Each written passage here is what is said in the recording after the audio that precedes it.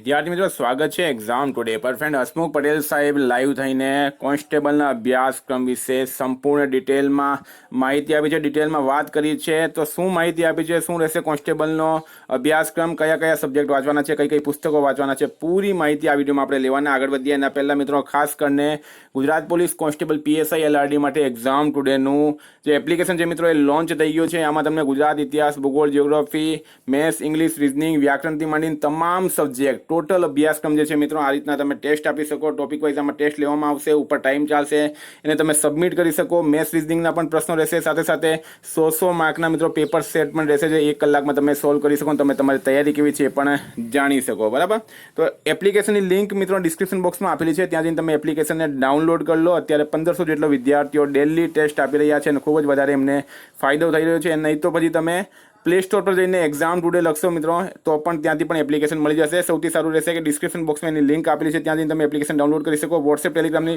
Link પણ આપેલી છે, ત્યાંથી પણ તમે આ એપ્લિકેશનને ડાઉનલોડ કરી શકો. ગુજરાતમાં આ પ્રકારની પહેલી એપ્લિકેશન લોન્ચ થઈ છે મિત્રો. ટોપિક પર આવીએ આપણે. બરાબર, શું છે હસમુખ પટેલ સાહેબનું કેવું, તો ટોપિક પર આવીએ. લોકરક્ષક તથા PSI ભરતીની અરજી કરવાની તારીખ પૂરી થઈ છે. આ પરીક્ષાના અભ્યાસક્રમ વિશે ઉમેદવારો અવારનવાર પ્રશ્નો પૂછતા હોય છે, તો આજે હું લોકરક્ષકના અભ્યાસક્રમ વિશે ઉમેદવારોને માર્ગદર્શન આપીશ. તો લોકરક્ષકની અંદર 2 પાર્ટની અંદર આપણું એક પેપર લેવાનું છે પરીક્ષાનું. 200 ગુણ છે, MCQ ટાઈપનું છે, એટલે કે 200 હેતુલક્ષી પ્રશ્નો પૂછવામાં આવશે અને 3 કલાકનું પેપર છે.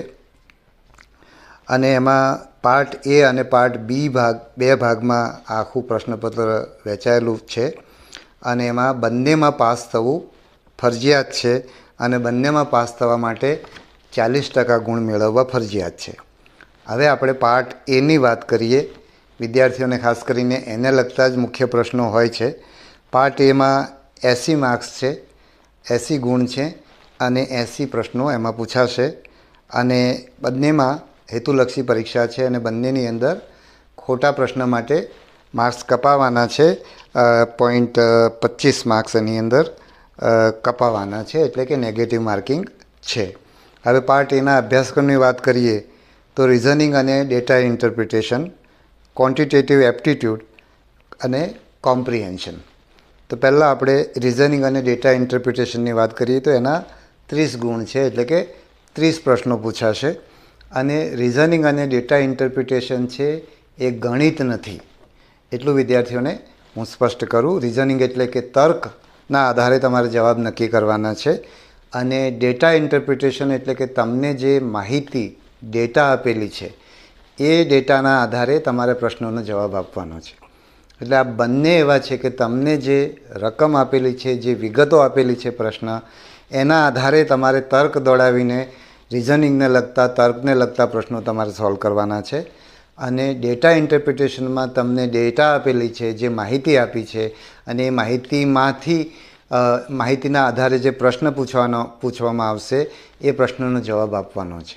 એટલે આ બંને ગણિતને લગતા નથી, પરંતુ તમને રકમ સમજતા આવડવી જોઈએ, તમારું મગજ એટલું એલર્ટ હોવું જોઈએ. તમારે, આપણે ગામડામાં પહેલાં પલાખા પૂછતા હતા, બરાબર, તો એ પલાખા જો તમને યાદ હોય અથવા ના હોય તો તમારા વડીલોને પૂછજો. તો એ રીતે તમારે માહિતીને સમજવાની છે અને એ સમજીને એના આધારે તમારે જવાબ આપવાનો છે. એની અંદર ગણિત હોય તો પણ કેવું હોય કે સામાન્ય ગણિત હોય, સરવાળો બાદબાકી કરવાનું હોય કે એવું હોઈ શકે, બરાબર છે. હવે એના પછીનું જે 30 પ્રશ્નો છે એ ક્વોન્ટિટેટિવ એપ્ટિટ્યૂડ છે, એટલે કે ગાણિતિક ક્ષમતા, બરાબર. એટલે એની અંદર તમારું ગણિત આવી શકે, બરાબર છે.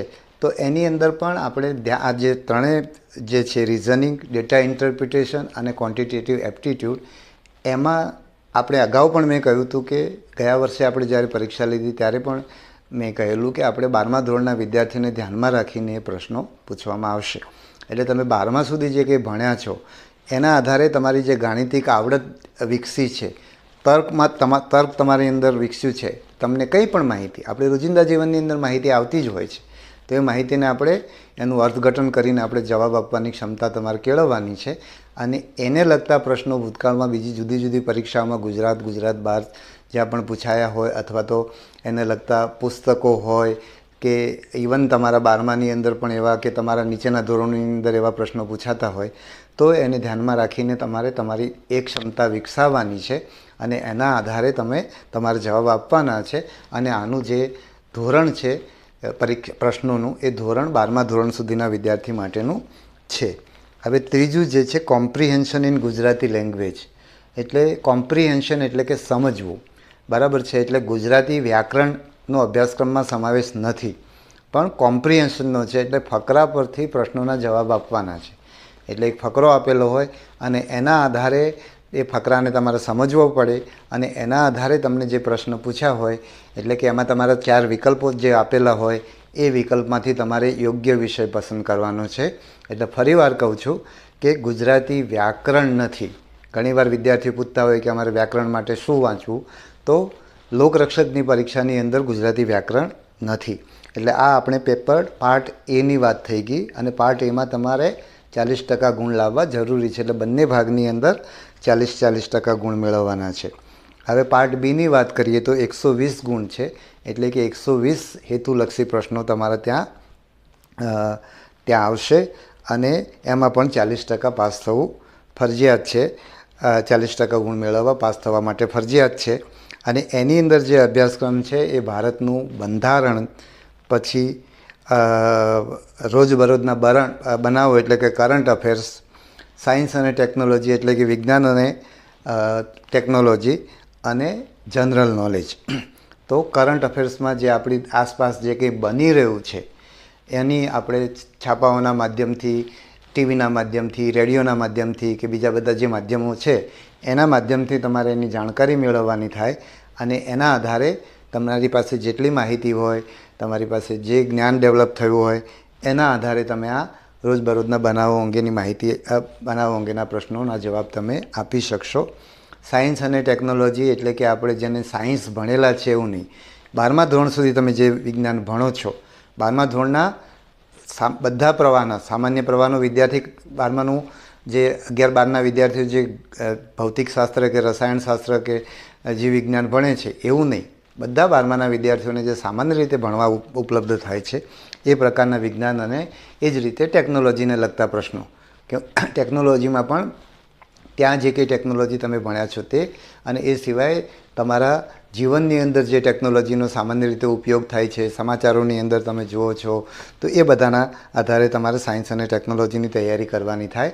અને જનરલ નોલેજ, દાખલા તરીકે અર્જુન એવોર્ડ શાના માટે આપવામાં આવે છે કે દ્રોણાચાર્ય એવોર્ડ શાના માટે, તો આ પ્રશ્ન છે એ તમારા બીજા વિષયની અંદર સામેલ નથી થતા. અથવા તો એના કરતાં સિમ્પલ આપણે દાખલો લઈએ કે દેશના રાષ્ટ્રપિતા કોણ છે, તો એ ઇતિહાસમાં નહીં આવે, ભૂગોળમાં નહીં આવે, બંધારણમાં નહીં આવે.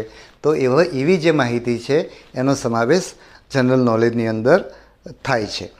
પછીનો જે એના એવા પ્રશ્નો 40 છે. ભારતના બંધારણના 30 પ્રશ્નો છે, જે રોજબરોજના બનાવ, વિજ્ઞાન અને તકનીકી અને સામાન્ય જ્ઞાન, એના 40 પ્રશ્નો છે અને 40 ગુણ છે. હવે જે ત્રીજો વિષય એની અંદર પાર્ટ બીની અંદર છે એ છે હિસ્ટ્રી, કલ્ચરલ હેરિટેજ અને જ્યોગ્રાફી ઓફ ગુજરાત અને ભારત. એટલે કે ઇતિહાસ, પછી આપણો સાંસ્કૃતિક વારસો અને ગુજરાત અને ભારતનું ભૂગોળ. આની અંદર પણ જે આપણા 12મા સુધીના જે આમાં 12મા સુધીનું ઇતિહાસ, 12મા સુધીમાં જે તમે સાંસ્કૃતિક બાબતો શીખ્યા છો એ સિવાય પણ આપણા આસપાસમાં જે તમે જોવા મળતી હોય એ બધી સાંસ્કૃતિક બાબતોનો એમાં સમાવેશ થાય. અને ભૂગોળ અને ભૂગોળ છે એ તમારે ગુજરાત અને ભારતનું ભૂગોળ જે તમારે 12મા ધોરણ સુધીમાં જે આવે છે એનો તમારે અભ્યાસ કરવાનો થાય. અને આના કુલ 50 ગુણ છે. એમ હેતુલક્ષી પ્રકારના પ્રશ્નો 50 અને એના 50 ગુણ છે.